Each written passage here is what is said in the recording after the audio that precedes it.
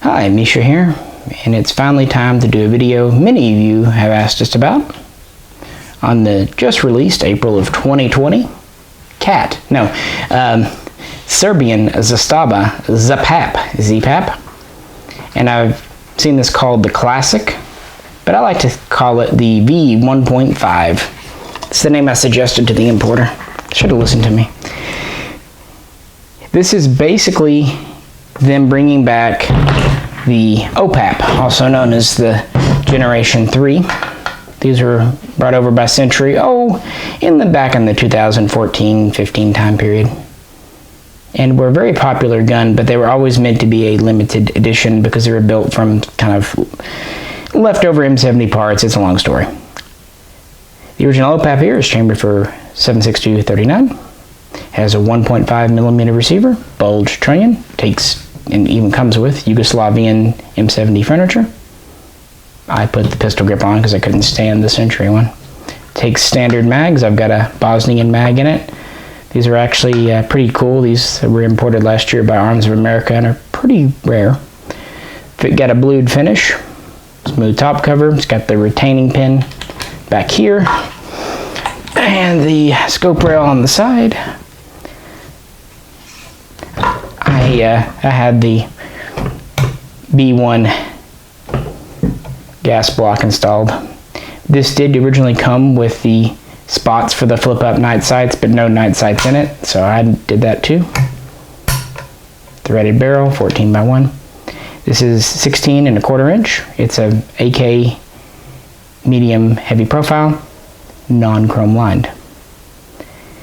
Yeah, these have been very popular. When they were coming in, they were about $500, $550, but since they've disappeared, prices have shot up to $1,000. Century Arms never really seemed that interested in the bolt hole open mag, in the PAP line, really preferring to try to sell their own RES 47s and C39s.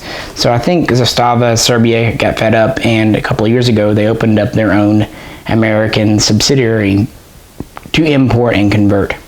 And the first run of the Z-PAP was the 1.0 mil receiver. Basically, it was the indepth.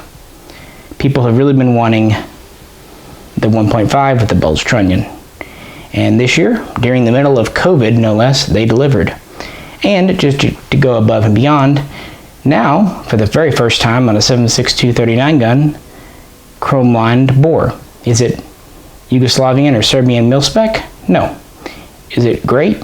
Yes. Well, more than once we've had an exclusive on here, got the first scoop, but this time the Polish man up north of us here, Robski, got one and did I don't know, he was very somber. He didn't seem all that excited in this video, but he did a review on it. So we weren't first, and by the way, I'm kidding, he was extremely happy. I figured, well, if we can't be first, we can be really thorough. So buckle up, this is gonna be a long one.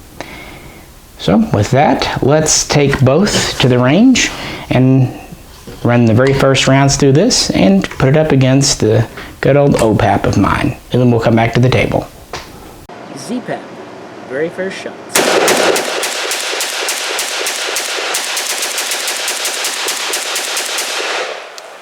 Held open. Starting. This is the Z-PAP.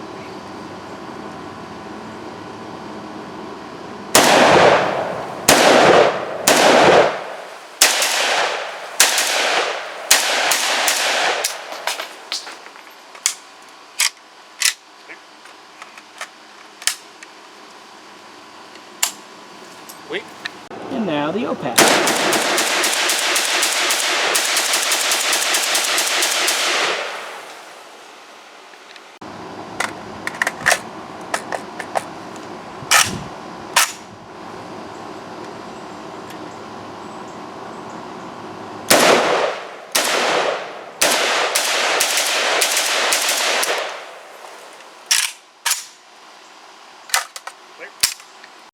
So the first 60-80 rounds using a mix of Wolf and Silver Bear went very well.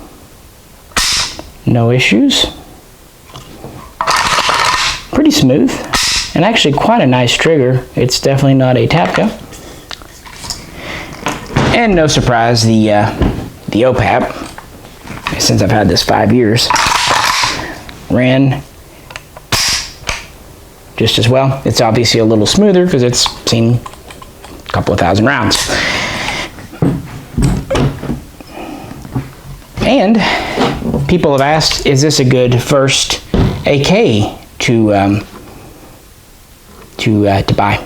Because, you know, it's priced right in there with a Wasser and a little bit cheaper than a Fox. Well, luckily we had an AK Novice and AK Virgin out, so we put it in his hands. Take a look.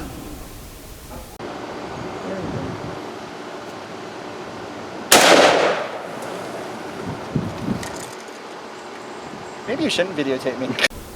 Yeah, I'm gonna do it anyway. Interesting this way. What's that? It's more interesting this way. Right.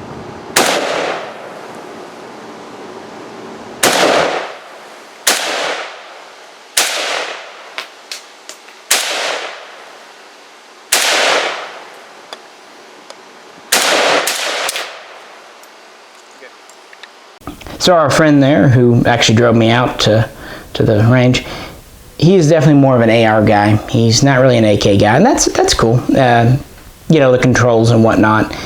Some people just are different, but he obviously had no trouble using it, except for maybe the ergonomics, which, to be fair, are a little off for some people. So we continued to fire this, and after having good success with steel-cased ammo, which AKs are really known for liking, we decided to try some Cellar and Bellot brass case. Take a look. The results were a little interesting. Z-PAP with S&B brass. That's interesting. Hammer follow? Maybe. Let's keep going. Okay. Good there.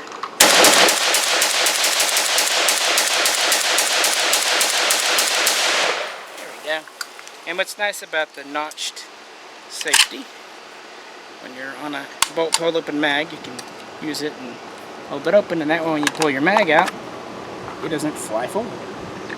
So here is the casing that did that, and the primer is a little unusual, but we don't typically use S&B brass case, so we'll probably try that ammo and a few other AKs and see if it's more of a gun thing, ammo thing, or just a new gun thing. But so far that's the only failure we've had out of this gun today. So interesting. Something to keep an eye on, but that's the first time, as I said, we've used that ammo. I think it was probably because this has a floating firing pin, and perhaps the ammo had soft primers, but something to keep an eye on. That said, we did fire a little more brass out of it. It didn't repeat itself, but we were running out of daylight. We did go back to steel and had no issues. So what do we think of this?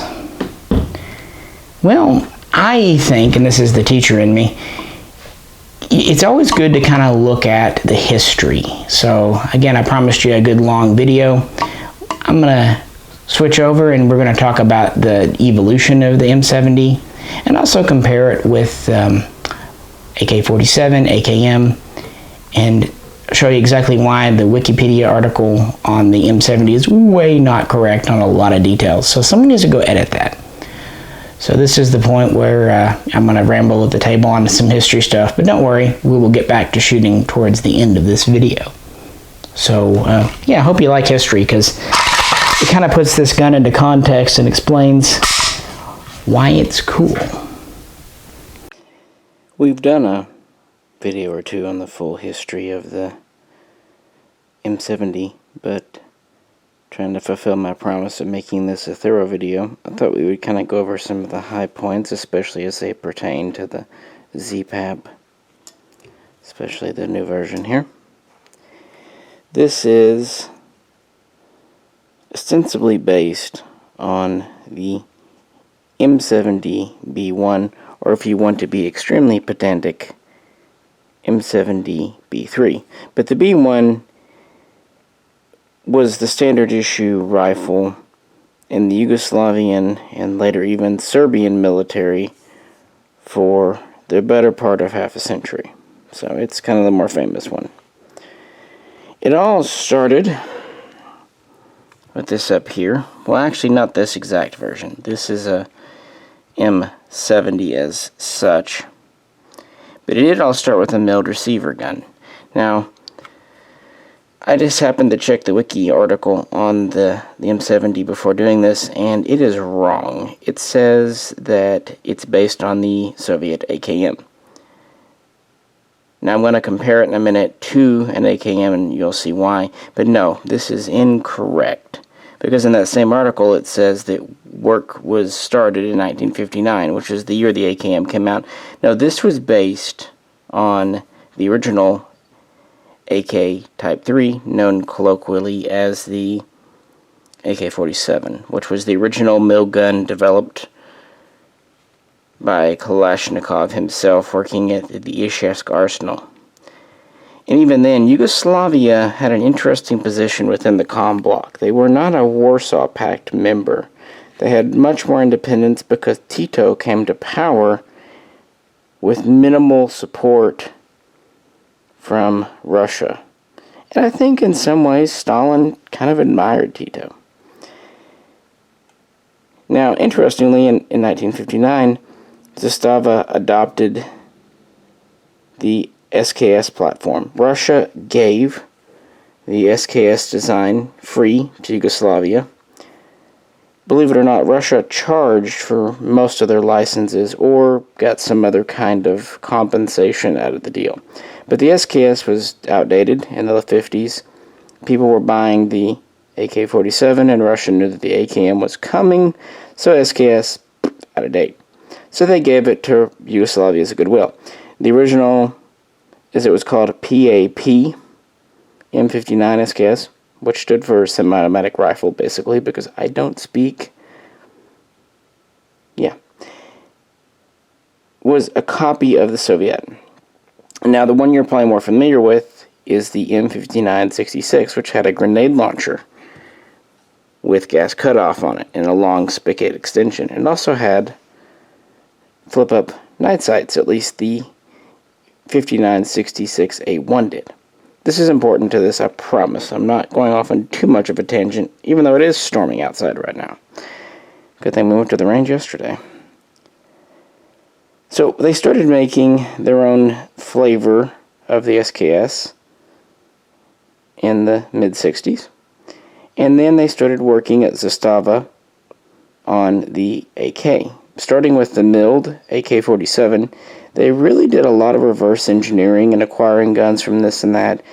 And as Zastava is wont to do with any of their guns, they gave it its own flavor. Now, collectors today call the first guns M64, and that's fine. I've also seen M65 and M67. The truth is they had no official military designation, though some were used by the military in kind of an advanced field trials, and Zastava did make several thousand. It had a milled receiver with lightning cuts on both sides. The barrel was screwed in to the receiver, traditional style. It had a blued finish. In most ways, it was very traditional AK-47. It had the medium-heavy profile barrel, polished bolt carrier without lightning cuts. But the M64, as we'll call it, did have some unique features. One thing that Zastava, Yugoslavia, wanted was an automatic last-round bolt hole open, so quite famously they put a device in the gun for this. Unfortunately, this also meant standard AK mags would not work. So they used the AK mag, cutting a slot in it for a trip for the autumn device to go in. They would also introduce a gas cutoff grenade launcher, even from the very beginning, pretty much like the one on this. I mean, they haven't changed a lot over time, because launching rifle grenades was important to the Yugoslavians. They also made longer extended wood handguards. People often call these 3-slot. That's just a good way to identify how they go out longer. And really the whole barrel profile, like where the gas block is just a little bit different. And they originally had muzzle nuts, as this one still does. They had the heavier top cover. Originally they had wood pistol grips. Later on they would go to the plastic style, but they would still have a metal tang on top for a while. And they would go to this unique buttstock attachment, which actually has no top or bottom tang. Instead, there's a square cutout in the back of the receiver, and it slots in there with one giant screw. Now, because of the screw, there's no trap door in the butt. And because of the grenade launcher, they gave it a pretty decent rubber butt plate. It's hard rubber, but it's better than straight metal, and hey, you've got soldiers going on. So, what are you gonna do? Well, the M64 was proving good, but they wanted some economies before full adoption. So around 1968, the military requested, make it cheaper, make it faster. And that's where this exact model would arise from. This is the original M70. The first officially adopted model, although M64s were kept in service and just kind of all group known as an M70. It had a few changes, simplifications. The main one was they went away from that internal bolt hold open device. Instead, and this is just the modern mag that came with the Z-PAP, but they introduced a bolt hold open follower. Now, older mags for the M64 were retrofitted with this new follower, and to be more AK compatible. You can tell them because there is a cutout still in the side for the trip device, but it's been removed. So that's the big one. Another big one, they went from the barrel that screwed into the receiver to one that was press and pin, AKM style. Now some will say this is a cheaper method. It's really not that, it's more of a more modern method. Screwing in a barrel, you have to get the timing just right, and it's a more old school way of doing things. Pressing and pinning a barrel makes setting headspace easier and makes replacing barrels easier, and it's just faster, easier to do on modern assembly lines. It does have some benefits too, mostly again to do with headspace and barrel hardware installation, but anyway, they would go to that. And a few other small tweaks and stuff. So that was the original M70, and an underfolding stock version, and there had been an underfolder M64 as well. The underfolding version was known as the M70A. Since they did away with the bolt hold open device, another economy or simplification they did was deleting the left side lightning cut. That's pretty distinctive for what is still a milled receiver, but you go. As I've said in other videos, this is a re-welded receiver, so the front stub is original. If you notice though, the M70 carries over still quite a few milled features. For example, the front sling swivel is on the gas block, and the rear sling swivel is still on the back of the receiver, not on the stock.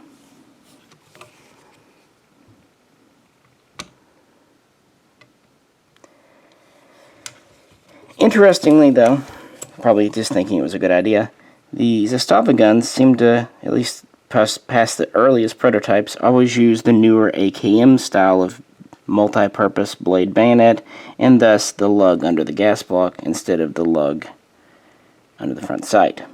The barrel is threaded 14x1 left hand, that's standard. It is a cold hammer forged barrel, that's standard. But interestingly, it was not chrome-lined, not in 76239. This is just what they did, and they would continue not chroming them even as they got into newer versions. They would have flip night sights for the rear sight and the front. Some would have phosphorescent paint, some would have tritium. I don't know if it was an early or late thing or just a different model thing, because there's benefits to both and drawbacks to both. But yeah, the M70 would go in, but because of the grenade launcher and the other modifications, it was a bit of a pig of a gun. It's about 8 pounds. With the milled receiver, it weighed more than the Soviet version because of the extra feature hardware and also extra kit they wanted the soldier to carry. So they went to a light receiver with a 1.0 millimeter. Now, people who like to kind of talk the standard thick down will call it a 0.9 millimeter. This is true in a technical sense, but also a bit disingenuous, because the nominal measurement for all comm block AKM type receivers is 1.0 millimeter. However, when you round for tolerances, pretty much all of them would go from 0.9 up to 1.1 millimeter. So only giving the lowest end version is a little kind of making it try to seem thin, even though it's only a tenth of a millimeter. Going from that 1 point to that 0 point just psychologically seems to matter. But yeah, they were still 1.0, and just an interesting collage, really, of really having the same front end, so AK-47 style, just now with a stamped receiver, same buttstock, not a lot of other changes. These were to be named the M70B1 and M70AB1. But this didn't seem to happen. The M70AB1 underfolder was actually put into mass production, contrary to what some places might say. The lightweight receiver and the lightweight front trunnion were actually a benefit to an underfolding gun. But the M70B1 1.0 mil receiver doesn't seem to have made it, at least not in any numbers, at least not until the PAP series. Instead, they wanted to kind of strengthen things. Having just adopted the M72 RPK, as it's known, really it's just an LMG. Again, Zastava doing its own thing. They went to a 1.5 millimeter receiver, like this here, on my OPAP. The receiver is thicker, of course. Also, it has a bulged front trunnion, so a thicker front trunnion. Still has the heavy barrel. They would also start installing slant muzzle brakes instead of muzzle nuts sometime later. But otherwise, the gun would not really change that much, and it would be adopted as the M70B1, and this, along with its underfolding counterpart, the M70AB2, which stuck with the proper naming convention, would be the standard in the Yugoslavian military throughout the 70s, 80s, and well into the 90s and through the Civil War period. Estimates seem to be that Zastava has produced over 4 million M70 type rifles, including all the flavors and variants, and in the 80s they really did expand the product line quite a bit, but that's a story for another day. One other feature I forgot to mention. Shout out to James Reeves on this. Yeah, this little pin here. This is to retain the dust cover, so it will not go flying off. It was on the original too, during grenade launching. It locks your tab in. You have to press it in, hold it in, and then your tab can go forward. That's a thing. Now the OPAP here is very much like an M70B1, even coming with original refurbished furniture. Even has the spot, at least some of them, the earlier ones, for the night sights. I've got a front on mine, I don't have a rear one, just haven't done it. The only real difference, center furniture, rubber butt plate, is the scope rail. While this was always an option, at least for a time, Zastava would put on export guns, the military guns did not have it. Therefore, they would typically, most always as far as I know, have the sling swivel on the rear of the receiver still. But of course, once you put this rail on the side, it makes having a sling swivel there rather difficult. So then move it to the bottom of the buttstock. To be fair, when this gun came to me, like most OPAPs, it had no rear sling swivel at all. I installed this one. No big deal. Inlet the wood, pop it on there. Bada boom, bada bang. They've also slightly, over time updated the pistol grip, taking that metal ferrule off the top.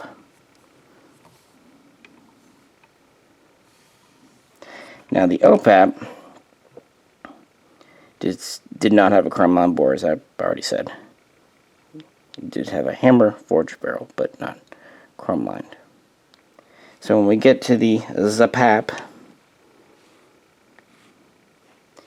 that's one of the big differences, chrome lining. And also, of course, as I've said, going to the 1.5 receiver, unlike the 1.0 of the original Z-PAP, and also the original indepths. The indepths themselves have always been they've been coming in for quite some time. EAA was the initial importer back in the early 2000s.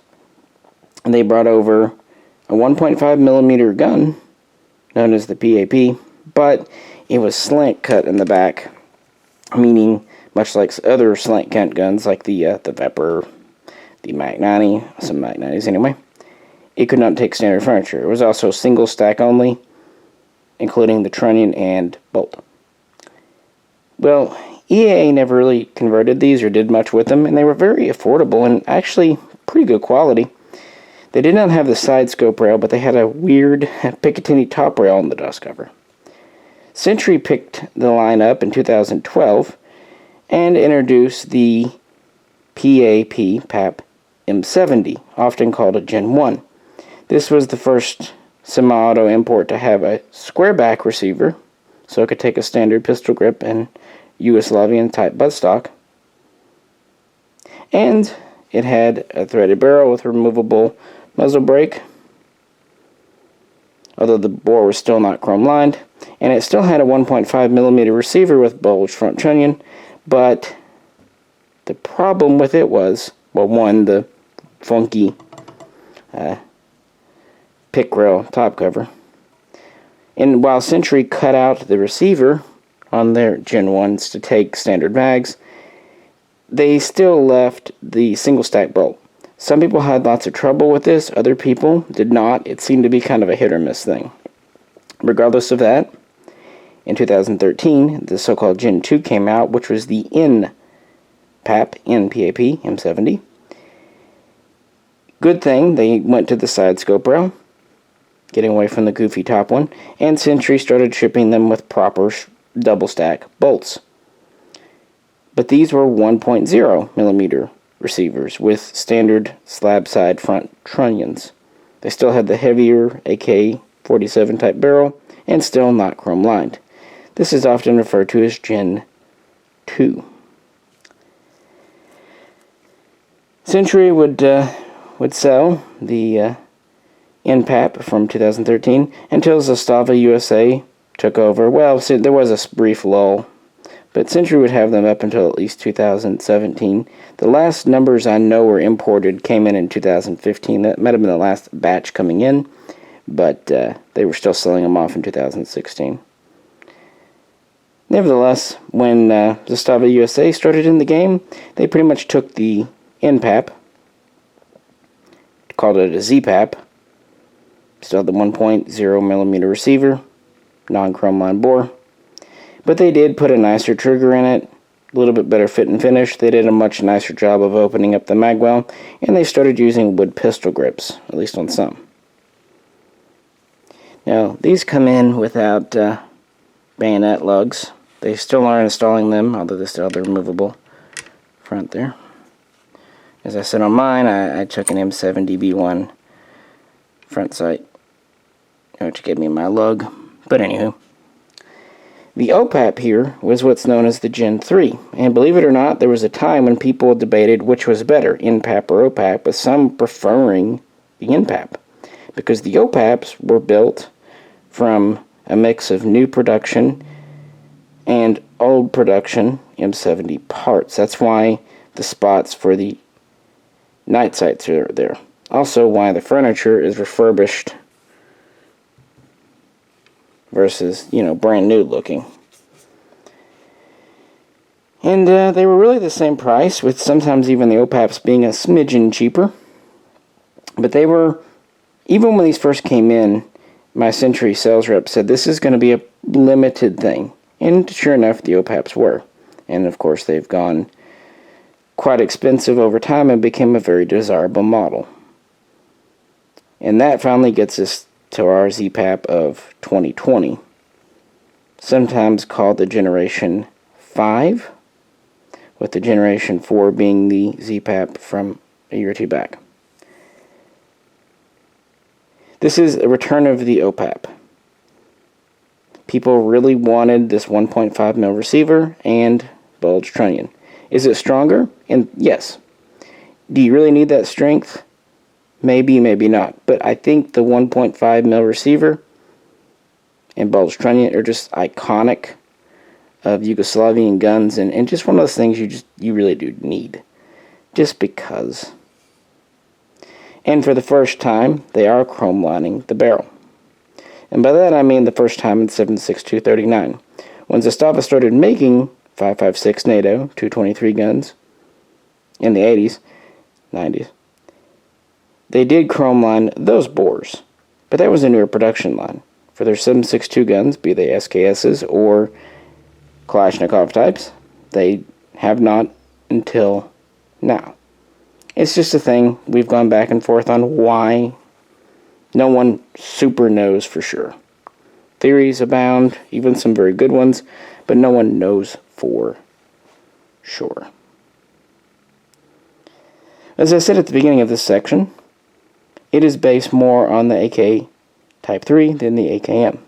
So let's do a quick comparison of what I mean by that. I could have brought a Wasser out. That's a good easy AKM. But instead, I haven't had the East German on the table in a while. So we'll use this one as our AKM example piece. And it's a good one. This furniture is, you know, the unique part, but it takes standard AKM furniture. The only difference in the metal with an East German is the front sling loop is wider, because it doesn't use the clip-on sling, it uses this pass-through. But everything else is the same.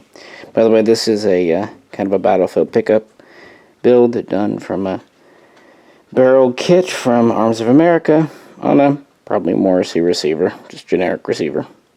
Gets the job done though. And of course, got to bring out my Russian Type 3 again. This was an old PLO kit done by Firing Line back in the day. So I hope, you know, right away you can see really how the M70 and thus the ZPAP is more like an AK Type 3 than an AKM, which makes sense considering their starting point. Reasons why, some include, if not all limited to, the barrel. All three have 16-inch, called hammer forged barrels. Well, 16 1/4 before someone ats me. But the original AK, just like the Yugo, has a medium heavy profile, even gets a little bit thicker under the handguard, whereas the AKM is a thinner profile with far less taper under the handguard. This was done to save weight, which is pretty much the name of the game with the AKM. You can also see it in the gas blocks. The front sling is here on the gas block, same on the Yugo. Different shape again, because a different clip, but if you notice on the AKM, it's part of the handguard retainer. Oddly, the AK Type 2 had it here, then they moved it to here on, never mind. Me and AKs. Now, as I pointed out earlier, yes, the M70 does use an AKM Bayonet Lug. This one doesn't have one, of course, whereas the AK-47 has the style under the front sight base. Furniture is kind of a moot point because the Yugo gun takes its own. Also, the gas tube and gas system are its own difference. Even though this is a US receiver, it goes to show you it still has the original front trunnion, which is not bulged at all, and the rivet pattern is standard AKM. The Yugo rivet pattern is really their own thing. It does have a smooth top cover, just like the AK-47, whereas of course your AKM typically has a ribbed top cover.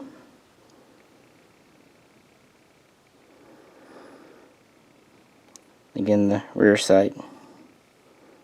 One internal difference, AKMs had a single hook trigger typically, but most of your Yugos, like the original AK, have a double hook.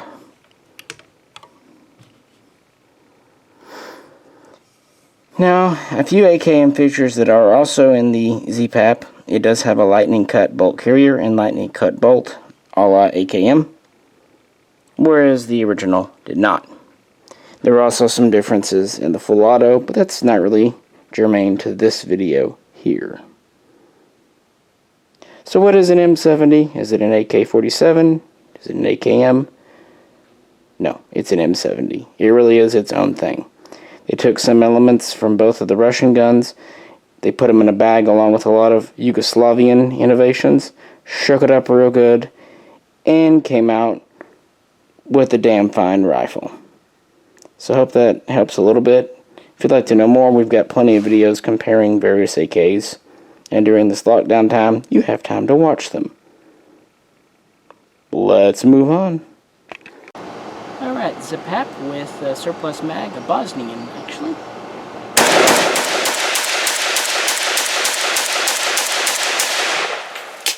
Hell open.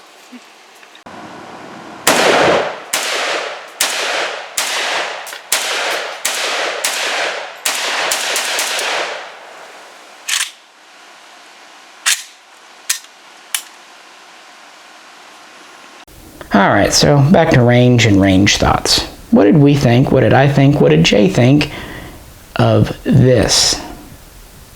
We like it. I mean, no surprise. The OPAP of mine, the OPAP of mine here has been a long time favorite because it is a true M70 type with only those few differences I pointed out. It's been 100% reliable. As I've recommended to people, I mean, these were 500 guns.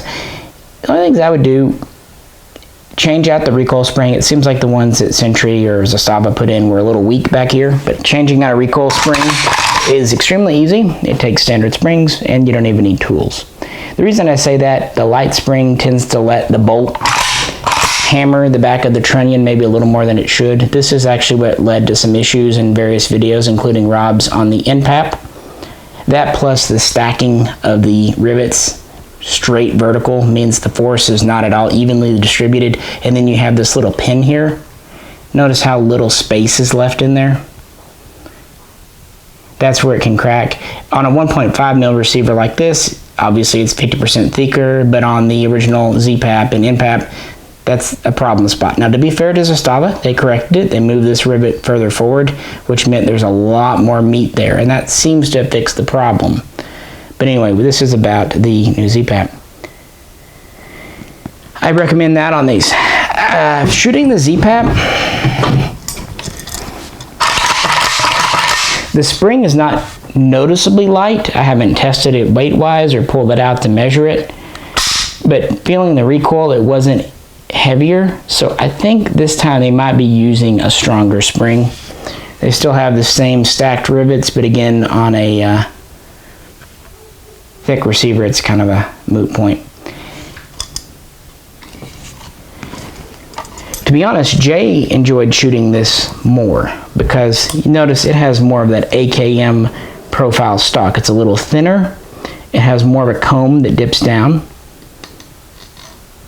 Whereas the OPAP here has original military furniture, which is more straight, thicker comb, thicker everything else. And some people do claim that when they shoot it, it bounces their chin or cheek. I've never really noticed it, but people are different. So I've heard it from enough people that I believe it's a real thing.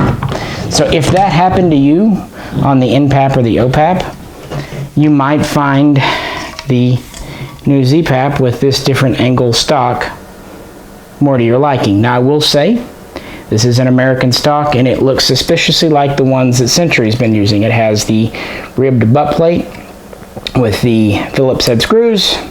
It does have a bottom sling swivel, but again, kind of non-mil-spec looking screws in it. And it does feel a little lightweight wood. This is a lighter gun, especially in the back, compared to the OPAP.